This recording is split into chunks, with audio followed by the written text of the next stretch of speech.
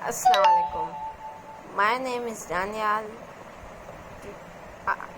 آج ہم اسلامیات matric class کی کتاب اسٹارٹ کرنے جا رہے ہیں.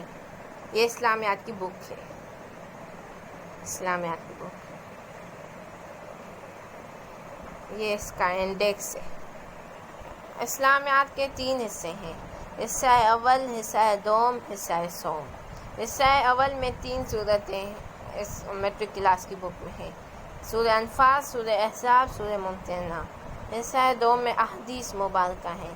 حصہ سوم میں موضوعاتی مطالعہ ہے، اور وہ ہے قرآن مجید، تعارف، حفاظت و فضائل. دوسرا ہے اس میں اللہ اور اس کے رسول کی محبت و اطاعت. تیسرا ہے علم کی فضیلت، زکوٰۃ. اور چوتھا ہے زکوٰۃ، اہمیت و مصارف. پانچواں ہے طہارت و جسمانی صفائی. پانچواں ہے صبر و شکر اور ہماری انفرادی اجتماعی زندگی. اور ساتواں ہے عائلی زندگی کی اہمیت. اور آٹھواں ہے ہجرت و جہاد. یہ ہماری سورہ انفال کے رکوع ہے، اس کے بعد سورہ احزاب کے رکوع، اس کے بعد سورہ ممتحنہ. یہ ہمارا یہ حصہ دوم، یہ حصہ سوم، موضوعاتی مطالعہ. سورہ انفال. سورہ انفال مدنی سورت ہے، اور اس میں 75 آیات ہیں، اور اس کے 10 رکوع ہیں. تو آج ہم 2 رکوع پڑھیں گے. الدرس الاول. الف. شروع اللہ کے اعوذ باللہ من الشیطان الرجیم، بسم اللہ الرحمن الرحیم. شروع خدا کے نام سے جو بڑا مہربان نہایت رحم والا ہے. اے محمد، مجاہد لوگ تم سے مال غنیمت کے بارے میں دریافت کرتے ہیں کہ کیا حکم ہے؟ کہہ دو کہ مال غنیمت خدا اور اس کے رسول کا مال ہے. تو خدا سے ڈرو اور آپس میں صلاح رکھو، اور اگر ایمان رکھتے ہو تو خدا اور اس کے رسول کے حکم پر چلو. اب اس پہلی آیت میں یہ بتایا گیا ہے کہ جب مال غنیمت مسلمانوں نے حاصل کیا، جب انہوں نے غزوہ بدر جیت لی، تو انہیں جو مال ملا، مال غنیمت، تو وہ آپس میں صحابہ رضی اللہ تعالیٰ آپس میں بحث و مباحثہ کر رہے تھے. تو انہوں نے آپ صلی اللہ علیہ وسلم کے پاس آ کے پوچھا کہ یہ مال غنیمت کس کا ہوگا؟ تو اللہ تعالیٰ نے اس وقت یہ آیت نازل کی اور فرمایا یہ مال صرف اللہ اور اس کے رسول کا مال ہے. تم مسلمانوں کو چاہیے کہ تم صرف اللہ سے ڈرو اور آپس میں صلاح رکھو، اور اگر تم ایمان رکھتے ہو، یعنی اگر تم مسلمان ہو، تو خدا اور اس کے رسول کے حکم پر چلو. اب دوسری آیت. مومن تو وہ ہے کہ جب خدا کا ذکر کیا جاتا ہے تو ان کے دل ڈر جاتے ہیں، اور جب انہیں اس کی آیتیں پڑھ کر سنائی جاتی ہیں تو ان کا ایمان اور بڑھ جاتا ہے، اور وہ اپنے پروردگار پر بھروسہ رکھتے ہیں. اب یہاں پر مسلمانوں کی صفت بیان کی گئی. مومنوں کی پہلی صفت ہے کہ جب خدا کا ذکر کیا جاتا ہے تو ان کے دل ڈر جاتے ہیں. اور دوسری صفت یہ ہے کہ جب وہ قرآن آیت کہیں بھی سنتے ہیں تو ان کے ایمان بڑھتا چلا جاتا ہے، اور وہ ہر حال میں اللہ پر بھروسہ رکھتے ہیں. تیسری آیت میں بھی مومنوں کی صفات بیان کی گئی. یہ 3 صفت ہو گئی. چوتھی صفت ہے اور وہ نماز پڑھتے ہیں، مطلب وہ نماز قائم کرتے ہیں، 5 وقت کی نماز قائم کرتے ہیں، اور جو مال ہم نے ان کو دیا ان میں سے نیک کاموں میں خرچ کرتے ہیں، اور وہ اللہ کی راہ میں خرچ کرتے ہیں. اب چوتھی آیت میں یہ بیان کیا ہے، یہی سچے مومن ہیں، اور ان کے لیے پروردگار کے ہاں بڑے بڑے درجے اور بخشش اور عزت کی روزی ہے. یعنی اس میں یہ بتایا گیا ہے کہ مومنوں کے ان کے وہ انعامات کے بارے میں بتایا گیا ہے کہ وہ سچے مومن ہیں، انہیں ایک سرٹیفکیٹ ملے گا سچے مومن کا، اور وہ بڑے بڑے درجات ان کے پروردگار کے یہاں ان کے بڑے بڑے درجات ہوں گے، اور وہ بخشش ہوگی ان کے لیے، اور ان کے لیے عزت کی روزی ہوگی. اب 5ویں آیت. ان لوگوں کو اپنے گھروں سے اسی طرح نکلنا چاہیے تھا جس طرح تمہارے پروردگار نے تم کو تدبیر کے ساتھ اپنے گھر سے نکالا. اور اس وقت مومنوں کی ایک جماعت ناخوش تھی. اور 6ویں آیت. وہ لوگ حق بات میں اس کے ظاہر ہوتے ہیں، پیچھے تم سے جھگڑنے لگتے، گویا وہ موت کی طرف دھکیلے جاتے ہیں اور اسے دیکھ رہے ہیں. اور اس وقت کو یاد کرو جب خدا تم سے وعدہ کرتا ہے کہ ابو سفیان اور ابو جہل کے 2 گروہ میں سے ایک گروہ تمہارا مستقل ہو جائے گا، اور تم چاہتے ہو کہ جو قافلہ بے شان و شوکت یعنی بے ہتھیار ہے وہ تمہارے ہاتھ آ جائے، اور خدا چاہتا ہے کہ اپنے فرمان سے حق کو قائم رکھو اور کافروں کی جڑ کاٹ کر پھینک دو، تاکہ سچ کو سچ اور جھوٹ کو جھوٹ کرے، گو مشرق ناخوشی ہو۔ اب اس میں ایک واقعے کی طرف اشارہ ہے۔ اس میں دو گروے تھے غزوہ بدر میں، ایک ابو سفیان اور ابو جہل کا گروہ۔ مسلمان چاہتے تھے کہ ابو سفیان کے گروے سے لڑائی ہو، اور اللہ چاہتا تھا ابو جہل کے گروے کے ساتھ جنگ ہو۔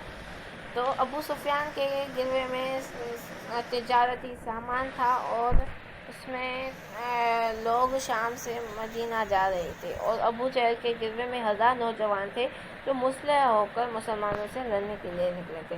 تو اللہ تعالیٰ نے یہ آیت نازل کی اور کہا کہ تم صرف لڑو، میں تمہاری خود مدد کروں گا۔ اب آیت نمبر 9۔ جب تم اپنے پروردگار سے فریاد کرتے ہو تو اس نے تمہاری دعا قبول کر لی، اور فرمایا کہ تسلی رکھو، ہم 1000 فرشتوں سے جو ایک دوسرے کے پیچھے آتے جا رہے ہیں تمہاری مدد کریں گے۔ تو اس میں جب مسلمانوں نے اللہ سے مدد مانگی تو اللہ تعالیٰ نے فرمایا کہ میں تمہاری صرف خود مدد کروں گا، تم صرف لڑتے جاؤ اور مجھ پر تسلی رکھو، میں 1000 فرشتوں سے جو ایک دوسرے کے پیچھے آتے جا رہتے ہیں ان کی مدد کروں گا۔ اور اس مدد آیت نمبر 10، اور اس مدد کو خدا نے بشارت بنایا تھا کہ تمہارے دل سے اطمینان حاصل کرے، اور مدد تو اللہ ہی کی طرف سے ہے، بے شک خدا غالب حکمت والا ہے۔ مطلب اب کہ اللہ تعالیٰ نے فرمایا تم صرف اس سے اطمینان رکھو، اور مدد تو صرف اللہ ہی کی طرف سے ہے، بے شک خدا غالب حکمت والا ہے۔ اب اس رکوع کے الکلمات و تراکیب۔ الانفال کی معنی ہے مالک غنیمت۔ نمبر 2 ہے اصلحوا ذات بینکم، اس کا معنی ہے اپنے آپس کے تعلقات درست کرو۔ تیسرا ہے وجلت، ڈرتے ہیں یا ڈر جاتے ہیں۔ اس کے بعد ہے کارہون، ناگواری محسوس کرنے والے۔ یساکون، وہ ہانکے جاتے ہیں۔ اہدا، ایک۔ دابر، جڑ۔ تزگسون، تم فریاد کرتے ہو۔ مردفین، لگاتار آنے والے۔ غیر ذات شکوہ، بغیر کانٹے کے اور بغیر اسلحہ اور قوت کے۔ اب التمارین، اس کے معنی کوشچن آنسر۔ السوال الاول، مطلب پہلا کوشچن۔ اس سبق میں مومنوں کی کیا صفات بیان کی؟ اس سبق میں مومنوں کی 5 صفات بیان کی گئی ہے کہ جب وہ اللہ کا ذکر کیا جاتا ہے تو ان کے دل ڈر جاتے ہیں، اور جب قرآن آیت پڑھ کر سنائی جاتی ہے تو ان کے ایمان بڑھ جاتا ہے، اور وہ اللہ پر بھروسہ رکھتے ہیں، اور وہ نماز قائم کرتے ہیں، اور 5 وقت اور جو مال اللہ نے ان کو دیا ان میں سے اللہ کی راہ میں خرچ کرتے ہیں۔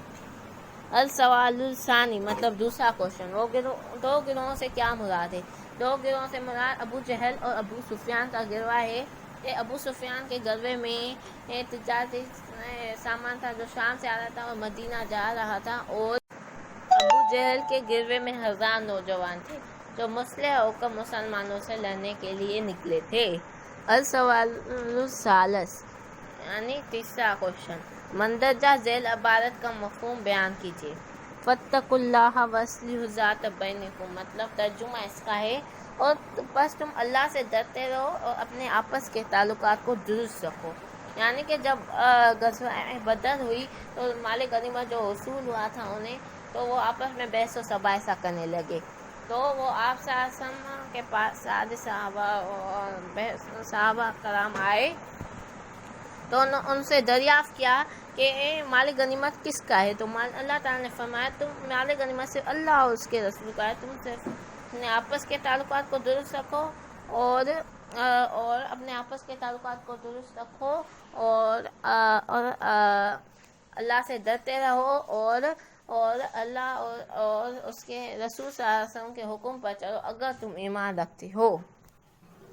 اطیعوا اللہ والرسول ان کنتم مؤمنین، اللہ اور اس کے رسول پر کی اطاعت کرو اگر تم ایمان رکھتے ہو، یعنی اگر تم ایمان رکھتے ہو تو اللہ اور اس کے رسول کی اطاعت کرو۔ اور اذا تلیت علیہم آیات زادتہم ایمانا، یعنی اگر اس میں مومنوں کی دوسری صرف بیان کی گئی کہ جب مومنوں کے سامنے قرآنی آیت پڑھ کے سنائی جاتی ہے تو ان کا ایمان بڑھ جاتا ہے، یعنی اس میں مومنوں کی 5 صفات میں سے دوسری صرف بیان کی گئی ہے کہ جب مومنوں کے سامنے قرآنی آیت پڑھ کر سنائی جاتی ہے تو ان کا ایمان بڑھتا چلا جاتا ہے۔ یہ ہے ہمارے پاس الدرس الاول بھی سورہ انفال، یہ سورہ انفال کا دوسرا رکوع ہے، اس میں آیات 11 تا 19 ہیں۔ اس میں یہ بیان کیا گیا ہے، جب اس نے تمہاری تسکین کے لیے اپنی طرف سے تمہیں نیند کی چادر اڑا دی اور تم پر آسمان سے پانی برسایا تاکہ تم ان سے نہلا کر پاک کر دو اور شیطانی نجاسات کو تم سے دور کر دے، اور اس لیے بھی کہ تمہارے دلوں کو مضبوط کر دے اور اس سے تمہارے پاؤں جمائے رکھے۔ اب اس 11 میں 2 انعامات کے بارے میں بیان کیا گیا۔ ایک پچھلی 10ویں آیت میں یہ بیان کیا گیا تھا کہ جب اللہ تعالیٰ نے مسلمانوں نے اللہ تعالیٰ سے مدد مانگی تو اللہ تعالیٰ نے 1000 فرشتے بھیج کر مسلمانوں کی مدد کی۔ اس کے بعد اب دوسرے انعام کے بارے میں بتایا گیا ہے کہ اللہ تعالیٰ نے دوسرا انعام یہ بھیجا کہ انہیں نیند کی چادر بچھا دی جس کی وجہ سے وہ فریش ہو گئے، اور اس میں اللہ تعالیٰ نے بارش برسا دی جس کی وجہ سے مسلمانوں کی کافروں کی زمین تو سخت تھی، وہ پہلے آ گئے تھے غزوہ بدر کے میدان پر، وہ غزوہ بدر کے میدان پر سویرے آ گئے تھے، تو جس کی وجہ سے انہوں نے سخت زمین پر قبضہ کر لیا، تو مسلمانوں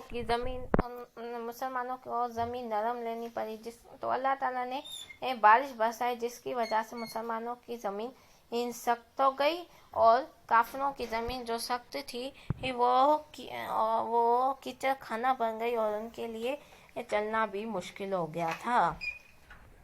92ویں آیت میں یہ بیان کیا گیا ہے کہ جب تمہارا پروردگار فرشتوں کو ارشاد فرماتا ہے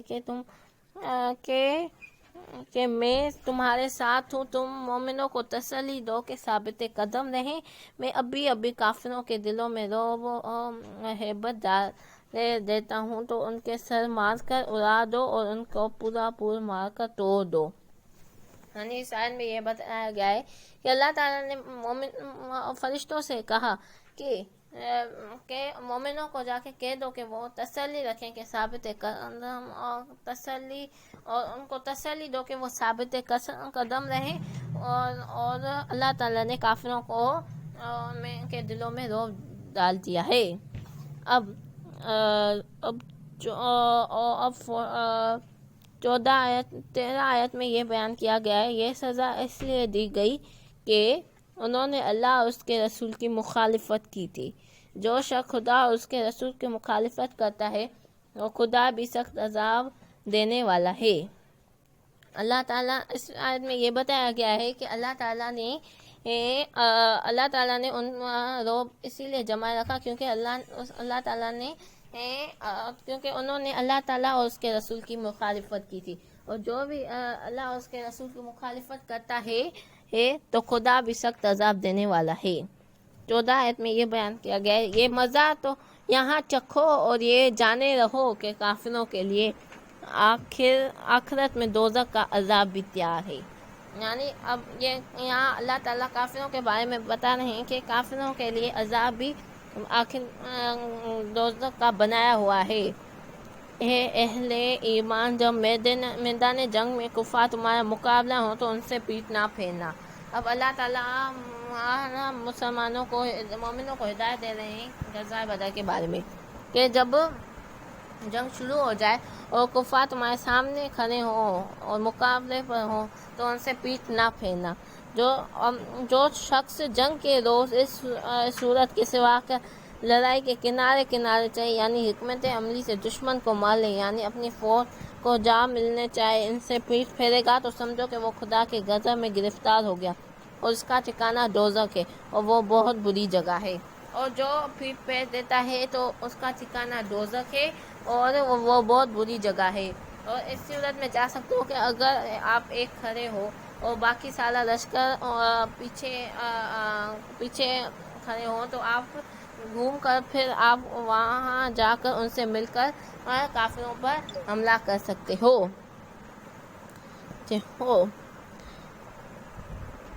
اور اب ہے کہ تم لوگوں نے ان کفار کو قتل نہیں کیا بلکہ خدا نے انہیں قتل کیا۔ اور اے محمد جس وقت تم نے وہ کنکریاں پھینکی تھی وہ تم نے نہیں بلکہ اللہ نے پھینکی تھی۔ اس سے یہ غرض تھی کہ مومنوں کو اپنے لسانوں سے اچھی طرح آزمائے، بے شک خدا سنتا جاتا ہے۔ تو اللہ تعالیٰ نے یہاں پر یہ بتایا کہ وہ جو کنکریاں پھینکی تھی وہ آپ نے نہیں بلکہ اللہ نے پھینکی تھی، کیونکہ ان کو کافروں کی آنکھوں تک پہنچانا صرف اللہ ہی کا کام ہے۔ اور اللہ جو کفار کا قتل کیا تھا وہ مسلمانوں نے نہیں بلکہ اللہ نے قتل کیا تھا۔ بات یہ ہے کہ کچھ شک نہیں کہ خدا کافروں کی تدبیر کو کمزور کر دینے والا ہے۔ یہاں اللہ تعالیٰ دوسرا تنبیہ کافروں کو بتا رہے ہیں کہ اللہ تعالیٰ ان کی تدبیر کو کمزور کر دینے والا۔ کافروں اگر تم محمد صلی اللہ علیہ وسلم پر فتح چاہتے ہو تو تمہارے پاس فتح آ چکی ہے۔ اور یہاں پر اللہ تعالیٰ کافروں کو بتا رہے ہیں کہ اگر تم فتح چاہتے ہو تو تمہارے پاس فتح آ چکی ہے۔ دیکھو اگر تم اپنے افعال سے باز آ جاؤ گے تو تمہارے حق میں بہتر ہوگا، اور اگر پھر نافرمانی کرو گے تو پھر تمہیں عذاب کریں گے، اور تمہاری جماعت خواہ کتنی کثیر کیوں نہ تمہیں کچھ کام نہیں، خدا تو مومنوں کے ساتھ ہے۔ اس میں اب یہ بتایا گیا ہے کہ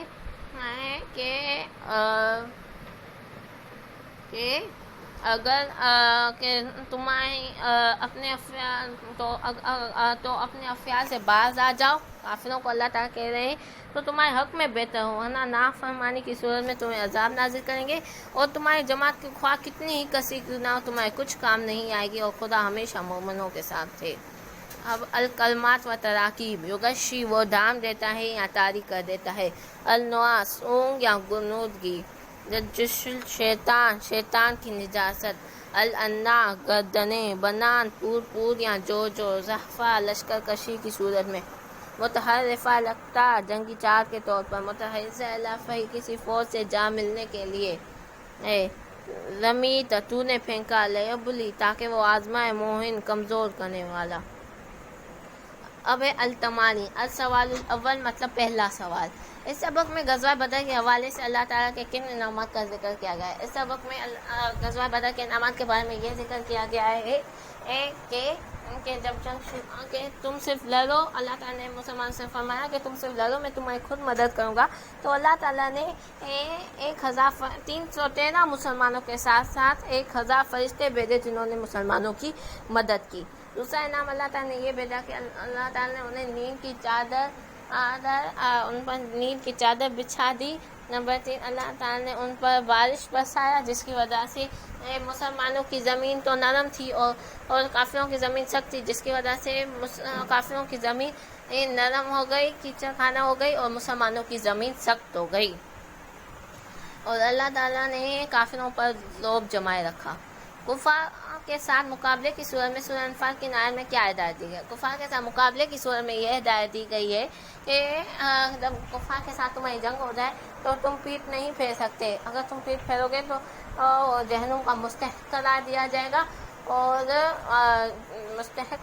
جائے گا، اسی صورت میں جا سکتے ہو کہ تم واپس آ کے اپنے مشکل لشکر سے لڑو گے، تو اس نیت کے ساتھ جنگ چھوڑنا جائز ہے۔ کفار کو خطاب کرتے ہوئے ان آیت میں کیا تنبیہ کی گئی ہے؟ کفار کو خطاب کرتے ہوئے ان آیت میں یہ تنبیہ کی گئی تو تم اپنے افعال سے باز آ جاؤ تو تمہارے حق میں ہوگا، ورنہ تمہیں بہت عذاب ملے گا، اور اللہ کفار کی تدبیر کو کمزور کر دینے والا ہے۔ السوال الرابع، مندرجہ ذیل عبارت کا مفہوم بیان کریں۔ یا ایھا الذین آمنوا اذا لقیتم الذین کفروا زحفا فلا تولوہم الادبار۔ اور یاد رکھو، اور یہاں پر اللہ تعالیٰ فرما رہے ہیں کہ جب تمہاری کفار کے ساتھ مقابلہ ہو تو پیٹھ نہ پھیرنا۔ اس میں یہ بتایا گیا ہے کہ کفار کے جب جنگ ہو جائے کفار کے ساتھ تو تم پیٹھ نہیں پھیر سکتے، ورنہ تمہیں جہنم کا مستحق کرا دیں. وما رمیت اذ رمیت ولکان اللہ رمی. اور اے محمد جس وقت آپ نے وہ کنکریاں پھینکی تھی وہ آپ نے نہیں بلکہ اللہ نے پھینکی تھی. تشریح اس میں یہ بتایا گیا ہے کہ جب وہ آپ صلی اللہ علیہ وسلم نے کنکریاں پھینکی تھی تو اس پر اللہ تعالیٰ نے فرما رہے ہیں تو وہ آپ نے نہیں بلکہ اللہ نے پھینکی تھی. وَلَن تُغْنِيَ عَنْكُمْ مَنْفَعَتُكُمْ وَشَيْئًا لَوْ كَثُرَتْ. اور یاد رکھو تم اپنے افعال سے باز آئے تو تمہارے حق میں بہتر ہوگا ورنہ تمہیں عذاب ملے گا. اور یاد رکھو تمہاری جماعت کتنی کثیر کیوں نہ ہو تمہارے کچھ کام نہیں آئے گی. تمہارے کچھ کام نہیں آئے گی تو اسی لیے چاہیے کہ تمہاری جماعت کی خواہ کتنی کثیر کیوں نہ ہو تمہارے کچھ کام نہیں آئے گی. اسی لیے کافروں کو چاہیے وہ اپنی افعال سے باز آ جائے کیونکہ وہ ان کے حق میں بہتر ہوگا ورنہ انہیں بہت سخت عذاب ملے گا. Please subscribe my channel Daniyal Setu. Thank you.